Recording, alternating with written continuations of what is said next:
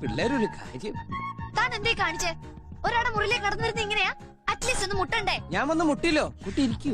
എനിക്കടോ പ്രായപൂർത്തിയായ ഒരു പെൺകുട്ടിയുടെ മുറിയിലേക്ക് ഒരു അന്യ പുരുഷൻ, അതും അനുവാദം കൂടാതെ കിടന്നു വരുമ്പോൾ ഇങ്ങനെ സംസ്കാരമില്ലാതെ പെരുമാറാൻ കുട്ടി ആരാ പഠിപ്പിച്ചത്? തനിക്കിത് എന്തിന്റെ കേടാ? എനിക്കൊരു കേടുമില്ല. കുട്ടിക്ക് എന്തെങ്കിലും കേട് പറ്റിയോ? താനെന്തിനെ ചൂടാവണേ?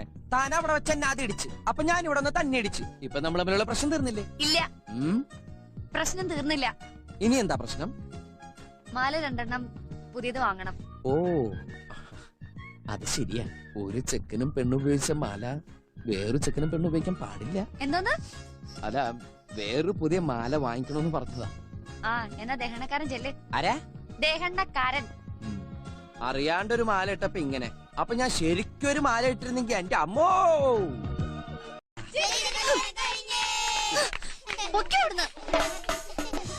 പിള്ളേരൊരു കാര്യം. താൻ എന്തേ കാണിച്ചേ? ഒരാടെ മുറിയിലേക്ക് കടന്നു വരുന്ന ഇങ്ങനെയാ? അറ്റ്ലീസ്റ്റ് ഒന്ന് മുട്ടണ്ടേ? ഞാൻ വന്ന് മുട്ടില്ലോ. കുട്ടി ഇരിക്കൂ.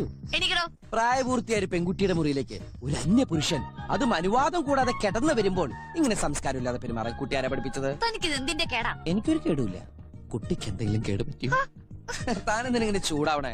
താൻ അവിടെ വെച്ച് എന്നെ ആദ്യം ഇടിച്ച്, അപ്പൊ ഞാൻ ഇവിടെ ഒന്ന് തന്നെ ഇടിച്ചു. ഇപ്പൊ നമ്മൾ തമ്മിലുള്ള പ്രശ്നം തീർന്നില്ലേ? ഇല്ല, പ്രശ്നം തീർന്നില്ല. ഇനി എന്താ പ്രശ്നം? മാല 2 പുതിയത് വാങ്ങണം. ഓ, അത് ശരിയാ. ഒരു ചെക്കനും പെണ്ണും ഉപയോഗിച്ച മാല വേറൊരു ചെക്കനും പെണ്ണും ഉപയോഗിക്കാൻ പാടില്ല. എന്തോന്ന്? അല്ല, വേറൊരു പുതിയ മാല വാങ്ങിക്കണമെന്ന് പറഞ്ഞതാ. ആ, എന്നാ ദഹനക്കാരൻ ചെല്ല്. ആരാ? ദഹനക്കാരൻ. അറിയാണ്ടൊരു മാല ഇട്ടപ്പോ ഇങ്ങനെ. അപ്പൊ ഞാൻ ശരിക്കും ഒരു മാല ഇട്ടിരുന്നെങ്കി എന്റെ അമ്മോ.